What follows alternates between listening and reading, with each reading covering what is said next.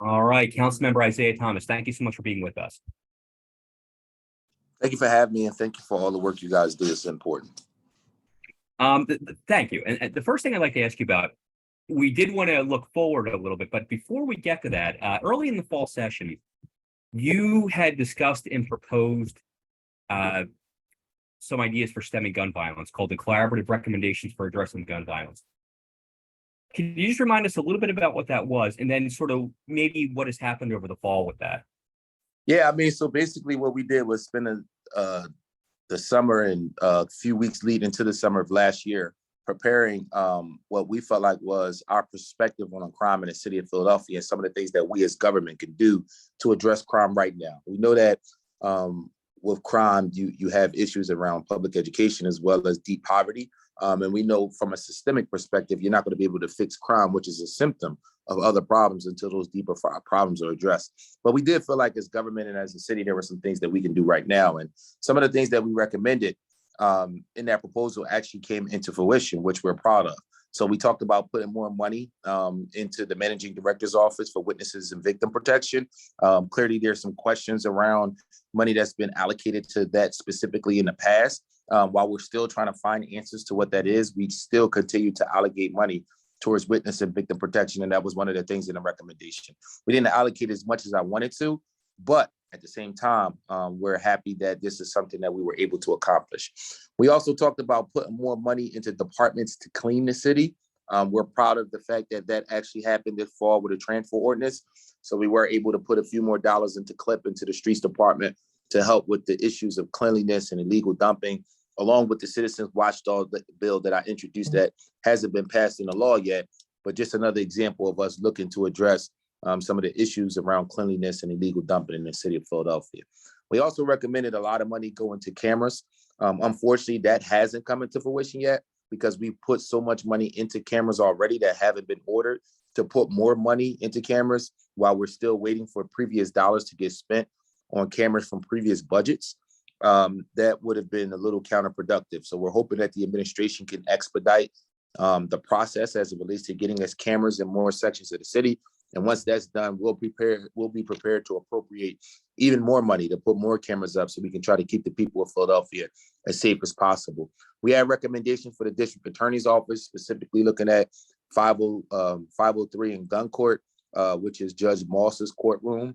We ended up developing a good relationship with Judge Moss and President Judge Dugan and some of the other folks that's over in charge of the judicial process. And in the midst of developing those relationships, one of the things that we recommended was some level of consistency in the district attorney's office. And I'm happy to report that working with DA Krasner as well as G. Lamar Stewart and the entire team over there, we did see a different routine as it relates to the type of lawyers that are in 503 and the level of continuity that we can see as it relates to not having as much turnover, specifically in gun court. While those things were some of the accomplishments that came out of that report this fall, we clearly know that we have to do more as a legislative body as well as the city overall to try to continue to put dents in the crime crisis that we're facing in the city of Philadelphia.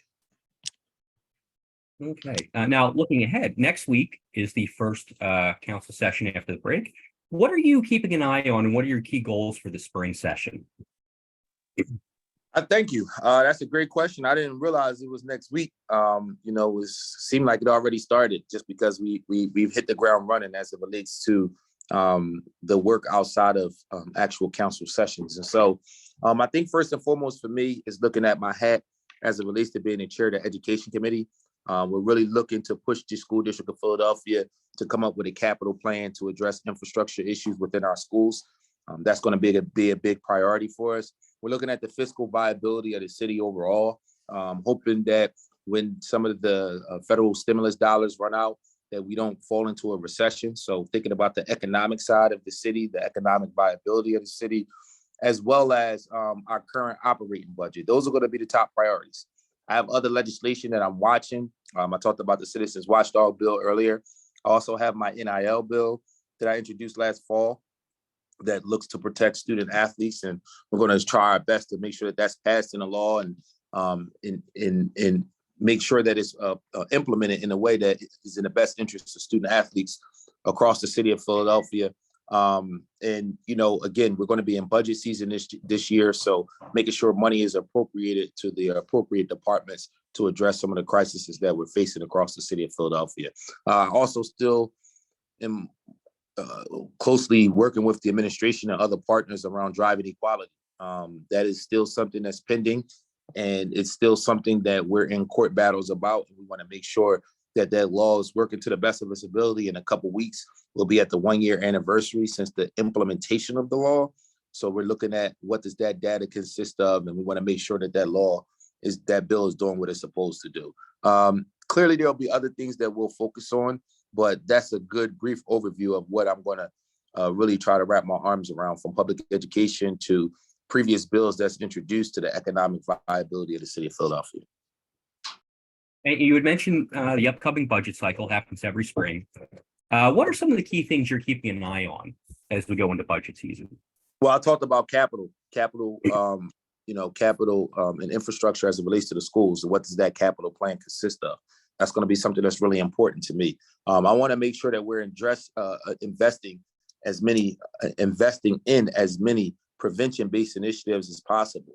When we were looking at cleaning up some things with the transfer ordinance this fall, I was excited to be able to advocate for things that would put us in a position where we're already planning for the summer of 2023 now. And that's something that's really important. When we're talking about the crime crisis in the city, we know in the summertime it's much worse. We know that the culprits as well as the victims are getting younger and younger. So I've really pushed us as a city to try our best to invest in as many prevention-based initiatives as possible, putting money into out-of-school time-based initiatives as well as what we do in the summertime. Outside of that, we have a unique tax structure that we always try to look at every year, thinking about the fiscal viability of the city. We're looking at how we save and what we're investing in as it relates to our pension fund, as well as what we're putting aside for in our rainy day fund. So those are things that are pretty boring, but very important. And if it wasn't for how we invested in pensions and rainy day funds, as well as some of the stimulus dollars, we would be in a bad place as a city. So what does it look like as it relates to our city's economic viability and the recovery of the city post-pandemic? That's going to be my number one priority. Outside of my number two priority is investing in things that can address the crime in the city of Philadelphia.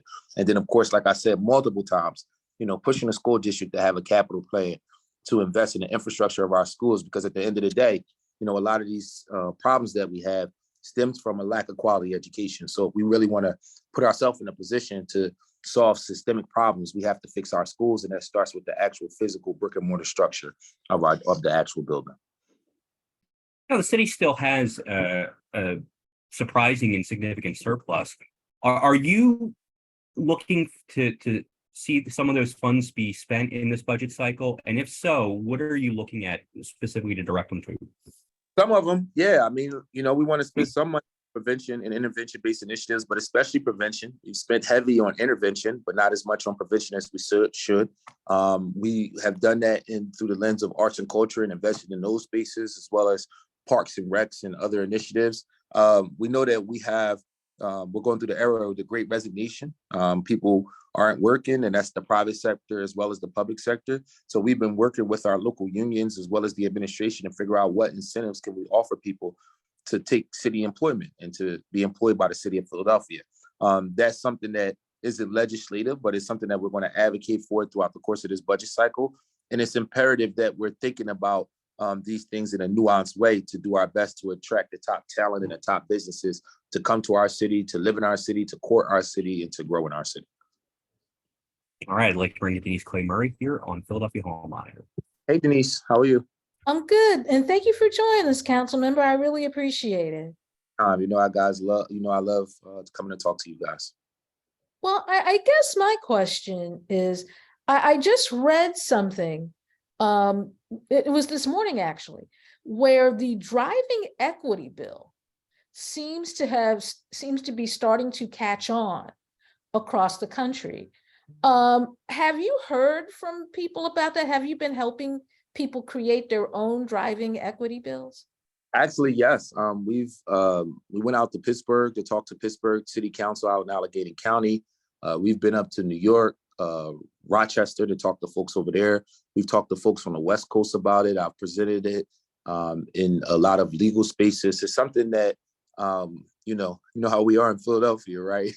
So, here locally, there has been some pushback, but folks outside of the city and really all across the country are looking at Philadelphia and the legislation as a model to address some of the injustices that take place at motor vehicle stops, as well as a way to become more efficient as it relates to policing. And, the next phase of that for us is how do we use technology to begin to enforce some of these minor motor vehicle code violations that's not a public safety hazard. So I love my staff and we love talking to other cities and other counties all across the country about the legislation. And you're absolutely right. It's something that a lot of municipalities and local governments are interested in. Do you think that that's because people are realizing that there's a better use for police officers? And because, let's face it, while Philadelphia has a gun violence problem, it's just not restricted to here. Do you think it's because people are like, okay, maybe there's a better way that we can do this, that we can so we can use our police officers to deal with more, more heinous crimes?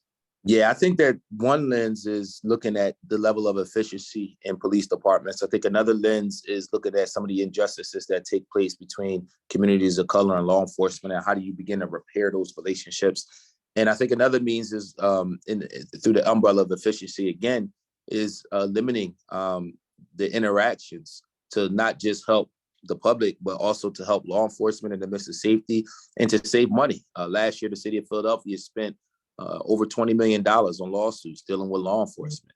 And while we know that that is a significant issue, we try our best to be efficient. And we feel like one of the ways to address that crisis that we're facing right now is to minimize the interactions and have the interactions be ones that start with some level of positivity, so we can begin to mend and continue to improve relationships between community of color and law enforcement. Now, as you approach the budget season and you're doing this, knowing that, Philadelphia does have a little bit more to work with, what are some of your budgetary priorities? And, if you have different ones from like in previous years, what's changed? I mean, I always have different budget priorities every year because the city's facing different things. And my thinking evolves, right? Like, I'm a freshman member of council who's quickly expedited to one of the more senior members of council, but at the end of the day, I'm still a freshman. So I'm still learning. I'm constantly growing. I'm always collecting information, and I'm always listening and talking to constituents to hear what they're facing. And I try to do my advocacy based on those responses, based on what people tell me. So yeah, I haven't been the most consistent as it relates to what I advocate for, but there are certain things that are just a part of the DNA of what it means to be Councilman Isaiah Thomas. And that starts with working with youth and young people. I've been very consistent in my advocacy for education, for libraries, for rec centers, for prevention-based initiatives, for out-of-school time programs that work. That's never going to change. But, some cycles we'll see a situation where we need to put some money in a district attorney's office, right? To be able to have a specific unit that is focused on stolen cars. I'm going to support that. There are other times where we need to put technology in a managing director's office to be able to help address the hit and run crisis that we're seeing in the city of Philadelphia, and be able to have the technology we need to collect evidence so we can begin to solve those crimes and improve those clearance rates. I'm going to support stuff like that. Sometimes what happens is we have these one-off things that we try to put money into, or things that are good for the moment, like stimulus dollars that we've provided during the pandemic, that when we move into different spaces as it relates to where we are as a city, the level of advocacy and the amount of dollars that's needed tends to change. So this year, my priorities are going to be a little bit different. My team and I will still crafting out some of those things and what it's going to be.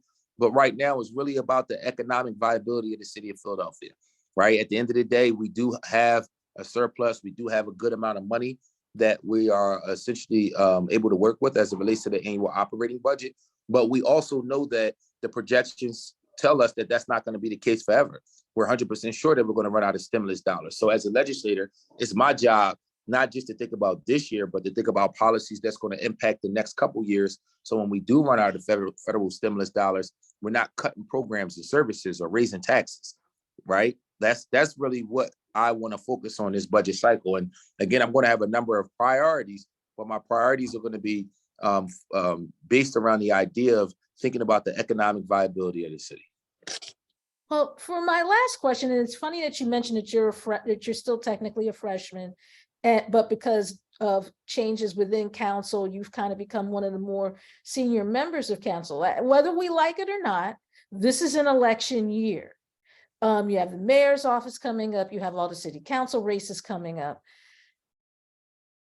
This is going to be your first time running for re-election. How do you adjust the electoral side with the I still got to do my job side? I mean, first of all, Denise, I think that's a great question. And I think anybody who tells you one doesn't have to do with the other, I don't know, maybe they're just better than me, because it does have an impact. And, when I govern and when I take my vote, I try to every time, vote my heart, vote my conscience, vote what's in the best interest of the citizens of Philadelphia. And the reality is news cycles, they're constant. What's news in December of 2022 is going to be totally different than what headlines consist of in January 2023. And I think far too often we live in a world and society of instant gratification. And it's not necessarily about what have you done, but it's more about what have you done lately. So I do think that I've put together a track record and a body of work that's one to be proud of. But at the end of the day, the average everyday constituent in the city of Philadelphia is suffering. They're not looking at drive inequality or to illuminate the arts grants or some of the other successes that we've had. They're thinking about the shooting that just took place on their block. They're thinking about the pothole that they just hit that put a flat tire in their car.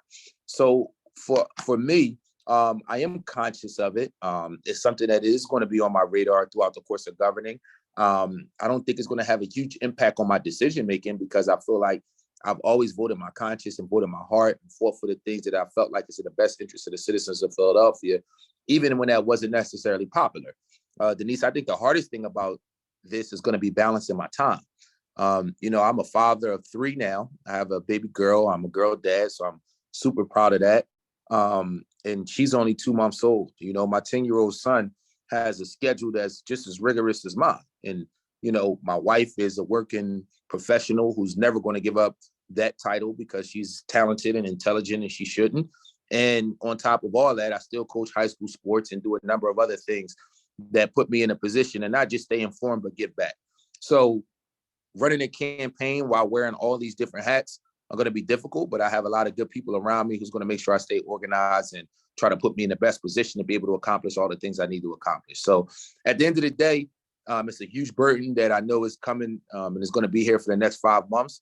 Like I said before, it would be disingenuous to say that it's not going to have an impact on things.